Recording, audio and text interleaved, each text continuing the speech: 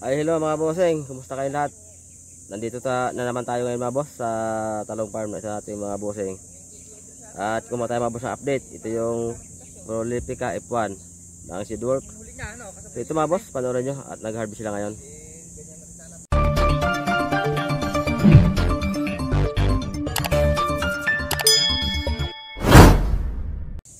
Ito na mga boss yung update ng ng talong na Prolifica.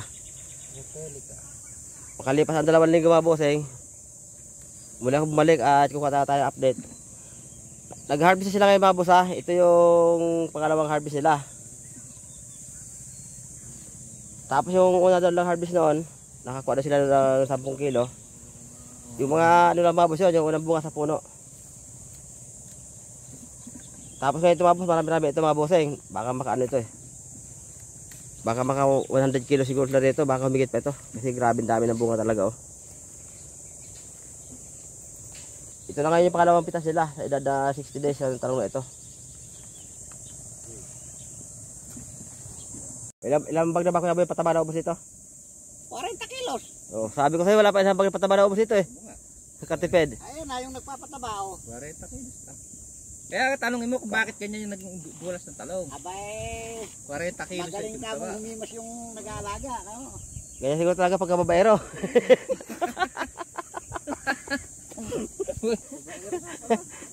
Tignan mo, 40 kilos pala na pataba. Tignan mo, ganda talaga oh. So ayan mga bossing, ayon mismo sa may-ari ng talong na ito, ay naka 40 kilos pala sila daw na pataba ang ilalagay dito sa edad na 60 days. Kasi ano lang daw sila, minsan lang sa isang buwan sila magpataba. Dahil nga medyo mataba yung lupa dito mga bossing. So ang ginagawa na dito mga boss, medyo alaga na ito na sa tubig. Kasi sabi nga ng may-ari na kausap natin kanina, 2 times a week daw sila dito nagpapatubig. Pinapaandaran nila ng water pump para nga madilig at grabe ang init. Itong talong doon ito mga boss na Prolifica F1, ano daw ito, 2,500 puno. So ganun lang ito siya karami, hindi siya masyadong karamihan din.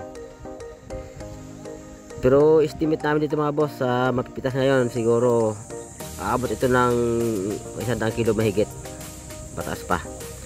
Ayan mga boss, ang ganda ng bunga, ang daming bunga ng talong na ito. Tingnan nyo oh, ang kapal na bunga at ang daming bulaklak. So nagtanong tayo kanina sa may-ari, ang ginagamit daw dito, pinapa-spray niya, yun daw foliar lang ginagamit, yung ano daw, yung boom flower. At saka yung insecticide, yung ano, yung Brofreya insecticide. At saka yung isa pang insecticide na ginagamit nila, ayun mismo sa nag-i-spray, yun daw Rim-On. Sa mga boss natin na ngayon pa lang narinig yung Rim-On mga bossing, insecticide mga boss yan, na gawa siya ng Linsa Agri.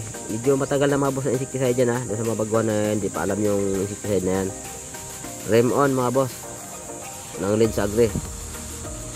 So yun naman boom flower, kasi dito sa amin mga boss, pag bumibili kami ng Brofreya, may ano yan, may naka-attach na talaga na 1 litro din na boom flower foliar doon sa bote ng Brofreya.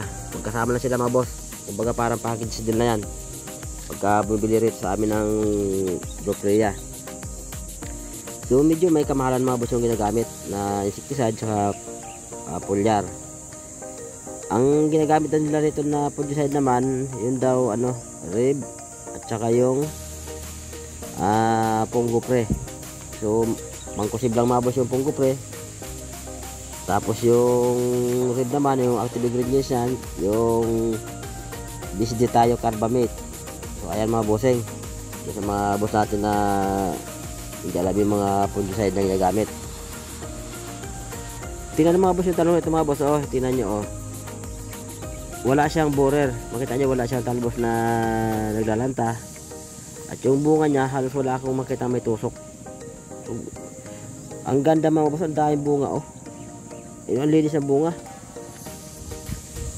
Ayan oh, at saka hindi siya nagdilaw ang dahon, hindi siya nagupo ng white lice. Kasi kontrolado rin naman nila white flies eh. Last upload yung lahat ng video nito 15 days ago ang ginamit na rito na insecticide na pinakita sa atin yung Starkel. So ngayon naman daw yun nga ang Bropreya at saka ito namang Rem-On insecticide. So makita mo naman yung resulta talaga ang ganda naman talaga. So ang ginagawa na rito mga boss na pagpatubig nito ayun mismo doon sa tauhan na gumagawa at sa may-ari. Flooding mga boss. Flooding talaga yung patubig nila. Kasi ayan sa bawat linya ng puno ng talong meron niyang kanal kabilaan.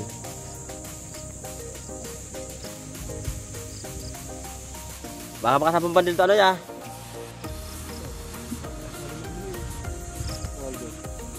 Dami matindi na bunga talong na to. Yun nako. Oh. Ano ba yan? Katindi grabe Pagkabunga Hindi na malaman ng puno saan nilalagay bunga sa dami Katindi Ang dami nga ng bunga talong na to. Di ba pala ito mga bihin na to? Ingat ako sa talong na to Wala na yung bulaklak. Boss, bakit nagbubuhat? Boss Una sako pa lang ba yun? So ayan mga boss, pangalawang pitas nila ito ngayon sa edad na 60 days after transplanting. So unang pitas daw nila, nakakuha sila dito ng 10 kilo. So ngayon naman nasa 100 kilos pataas ito mga bossing.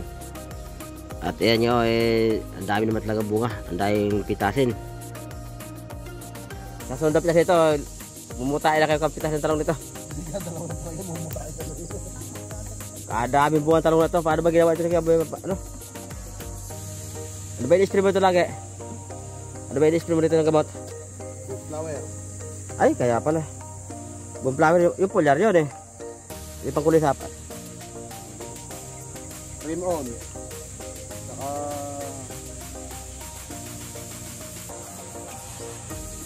Bropreya. Matindi pala yung mga lasong ginamit nyo Rem-On at saka Bropreya. Hindi pa kamamahal nun. Fungicide, Fungopre at Red. Bropreya. Fungopre lang gamit nyo rito Mahal yung Bropreya at saka Rem-On, mahal yun. Yung Rem-On ko natin Kung 1,000 yung 250 ml. 250. O ay yung Bropreya, 2,000 higit yun. Tapos yung boom naman kasama sa Bropreya yun Diba? Ha?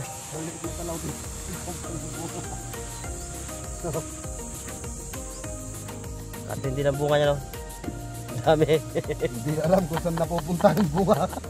Ang tangkay, 5 po. So ayun nga mga boss, matindi naman talaga dami ng bunga ng talong na ito At saka ang dahil talaga bulaklak pa isang tangkay minsan nagkakambal na yung bunga Ang daming bunga at ang linis. Katindi Ito mga boss yung talagang nasa diskarte ng pag-alaga Pagka talaga wasto yung pag-alaga at sagana sa tubig kasi nga tag-araw ngayon wala dahilan para yung talong hindi gumanda. Kasi marami tayong mga boss sa ibang lugar na palagi kung nakikita nagpo sa group. Ang talong nila halos wala silang mapitas kasi yung iba nagdidilawan yung dahon, nalalagas. So yung iba yung bunga naninigas at yung nagkukulay brown sa init. Lalo nga pag kulang talaga sa tubig naninigas talaga ang bunga ng talong. So ganun yun mga bossing. So ang ginamit dito mga boss na pataba yung lang 1620. Naka 2 beses pala sa dito mga boss pataba kasi medyo mataba yung lupa dito. Kaya halos monthly sila nagpapataba, minsan lang kasi mataba nga yung lupa. Hindi ako pwede pataba ng madalas at kung mataba kasi nga naman yung talong, mag-over naman sa taba hindi makakabunga naman. Yung pala sa mga boss na baguhan na hindi pa masyado master sa talong. Ang talong mga boss pag sobrang taba lalo pag tag-ulan hindi siya makakabunga. So malalagas yung bulaklak, dahon lang yung dahon. Kaya dapat pag nagpataba sa talong dapat kontrolado rin. Ganito lang mga boss sila nyo, oh. Ano lang siya, oh. Oh, katamtaman lang yung ano yung dahon. Hindi masyado malapad, oh. Ayan, oh. Diba? Oh. Hindi masyado malapad. Kaya, oh, ayun ang dahon niya bulaklak, oh. Oh, dahil bunga. Kasi pag sumubrang lapad ang dahon niya, sobrang taba niya mga bossing, hindi siya makakabunga. So yan, sa mga boss natin, mga baguhan, ha. Pagka ang tawag sa Tagalog yan, eh, yung tumatabal. Sobrang taba daw. So, ang bunga niya hindi na mabuhay. Lalaga. Kaya dapat kontrolado lang din. So, ayan mga boss, 1620 pala ang patabang ginagamit na rito. So, tingnan nyo, dami yung bunga. Ang ganda ng talong. Ano mo nga, konting ano lang to, konting pataba lang. At wala pang isang, wala pa isang bag na pataba mga boss. Naubos na rito eh. Ano ilagay dito? So, tingnan nyo, kaganda ng ano, yung bunga. Ito na mga boss yung katabing ano. Ito yun, oh. Ito yung katabi naman na talong. Ito yung matanda na talong. Ito naman yung Calixto 1. Ito tanim ito naman ng December. Yung Calixto na to. Ito namang Prolifica na to. Tanim naman to ng March 5 daw. Kaya ano siya, maganda lang buwan na rito. Ito mga boss. Ito yung makapansin nyo mga boss sa previous video natin. Last 2 weeks yun eh. Ito yung dati na madilaw ang dahon kasi nga eh daming white flies. Ano, gumanda na siya. Noong pinatubigan, pinatabaan, tapos in-spray, o malinis. Wala siyang borer. Pati bunga halos walang tusok. Pati itong Prolifica rin na pipitasan na ngayon, wala dito halos tusok ito. O boss, wala tusok itong mga buwan to. Bilis, kinita no? Ang ganda oh. Oh. Diba? Ang ganda talaga itong mga busing oh. Tingnan nyo yun oh. Oh. So ano mga busing nila dito ha? Ang pagpataba nila. Bihira sila pataba. Pero yung pagkarga kasi mga busing pataba, nakadepende kasi sa, sa lupa. May mga lupa kasi talaga na mataba masyado. Meron naman yung payat. Kasi pagka ito mga busing, bigyan ko yun ng ano, dito sa bandang dulo nitong talungan na to. Meron dito mga boss, mga puno na sobrang taba talaga. Masyado siya mataba. So ang nangyari ay hindi siya nakakabunga. Ito ipakita ko sa inyo mga bossing. Para magka-idea kayo. Dito kasi medyo ano siya oh, yung ano niya, katamtaman lang yan oh. Hindi siya masyadong mataba, hindi siya masyadong mapayat. So kaya ang bulaklak ko matindi. So, tingnan niyo ito mga bossing oh. Sobrang taba oh. Oh, wala siyang bunga, di ba? Ayan oh, wala siyang bunga. Oh, napakataba niya oh. Oh, tingnan niyo, walang bunga. Oh, di ba? Kita niyo na yung ano, yung advantage saka disadvantage ng katamtaman lang ang taba niya at saka sobrang taba. Oh, tingnan ito, lalapad ang dahon oh. Pero wala nang bunga siya. Oh, ayan. Di ba? Oh, wala siyang bunga. Oh. Kasi nga over sa taba. Oh, ayan oh. Lalapad ang dahon oh. Sobrang siya sa taba. Pero yung andun sa bandaro na medyo ano lang, katamtaman lang ang pagkataba niya eh marami bunga. So ito mga boss yung area na itong walang bunga. Pero konti na to. So, may tabing kahoyan na to eh. Ayan oh. Kasi nga sobrang taba niya eh. Oh, ayan oh. Oh. Tingnan natin ilalim, ito lang bunga oh. Oh, di ba? Wala kayo makita kahit sa bunga. Kasi nga sobrang taba. Ito naman sa kalawakan niya oh. Yung mga tamtama lang taba niya oh. Ito ay bunga oh. Oh, di ba? Oh. Kaya dahil bulaklak.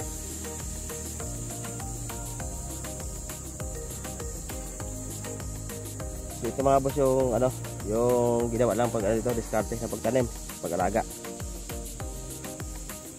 Yung area nila hindi nila pinagsabay-sabay tanim, hati-hati. At mayroon pa sila mga boss ano, kasunod na tanim ito ah. Napakaray bunga talaga ito. Ito grabe lang ang bunga, matindi. Wala siyang shoot borer oh. Diba? Tingnan nyo oh. Malinis oh. Oh. Diba? Hello, hindi siya. Kaya babuhin yung buo sa ilalim, oh. So ayan mga boss, ang talong na ito mga boss, hindi ito na pruning mga boss. Normal yung pagsanga niyan. Pero ang daming sanga. Kaya marami rin siya bunga. Wala pong in-apply dyan na pruning yung mga sinasabi lang mga white pruning o top pruning. Dito sa lugar namin mga bossing, hindi uso yan. Hindi yan pinapractice dito ng mga farmers. Yung mga pruning na yan. Normal po yan na pagsanga. Nakalibas ako na kayo doon? Hindi ba yan? Maraming pala. Maraming ano pala, no? Iantayin ko ba namin yan? Pupunta ko ngayon doon, sunta ko. Hindi nga puno. Oo, ganyan lang. Yan. Ibang klase lang si Kalmo Bagso, no? Hindi bagay sa'yo. Hindi bagay. Bakit hindi bagay kung may kembot pa? Meron ba naman manager na sa sunog? Ano ba naman yun? So, ayan nga mga boss. Nakatapos na mag-harvest. So, mag-uwian na at hinahakot na mga boss yung talong. Dadalhin doon sa malilim na lugar para makapag-bundle na sila. At syempre mga boss, yung talong, inano yan, tinitinor. Meron yan, syempre meron siyang small. So, dalawang size lang naman ito. Big at saka small lang naman. Kasi syempre, ibang presyo ng medyo maliit ng konti. At saka meron din ano yan, mga ilang pirasong mga reject, hindi na mawalan yan. Kahit paano meron yan. So konti lang mga boss yan, baka wala pa 2 kilo yan. Kasi wala naman mga tusok yung talong, maganda. Malinis siya ngayon. So ang ihiwalay lang nila dyan yung, ano, yung small. Para 2 size lang yan. So ayan mga boss, binubuhos na nga sa, ano, dito sa trapal. At para mapili na nila yung, ano, yung small, at saka yung big. Bago yan i-bundle. Marami ito mga boss, nasa 100 kilos pataas to kasi nakalimang sako sila napitas eh. So yung isang sako na yun, pinakambabang ano yan, 2 bundle yan. Pinakambabang good na makuha dyan 20 kilos kasi wala naman mga sira yung talong, wala naman mga butas. Kaya marami mga boss yan, nasa 100 kilo yan, baka humigit pa. At medyo maganda naman yung size. At halos yung walang reject halos kailan lang So ibubukodan lang ng bundle yung ano yan, yung small. Para siyempre ang presyo niyan magkaiba. Iba yung presyo ng big kasi class A yun. Tapos yung small niyan yung class B naman yan. So medyo bababa yan ng konti, mabos ang presyo niyan. Ang 5 piso lang naman yata ang diferensya. Yan, sa mga boss natin na nag-aabang sa ating mga video at mga baguhan sa aking channel at Facebook page. Mga boss, ito yung update ng Prolifica F1 ng talong na lagi kong in-upload dyan sa aking page at channel. So ito mga boss yung update, pangalawang harvest na nila. Sa mga boss natin na nakapanood ng video na ito, na hindi pa nakasubscribe, i-subscribe nyo mga boss. At sa hindi pa nakapalo sa aking Facebook page, pagkatapos manood mga boss, pakipalo nyo naman at syempre i-share yung video para yung iba nating kapwa farmers na mabaguhan makakuha rin sila ng idea mga bossing. So ayun mga boss, hanggang dito na tayo mga boss. Abangan nyo lang yung next update ng talong na ito. Siguro next week naman pag balik ko dito. At buka tayo mga boss sa update. So medyo matagal tayo mga boss hindi nakapa-upload ng video. So ngayon lang, halos 2 linggo hindi tayo nakapag-video. So hanggang dito na tayo mga bossing. Bye bye muna. Bye bye. Abangan ang next video.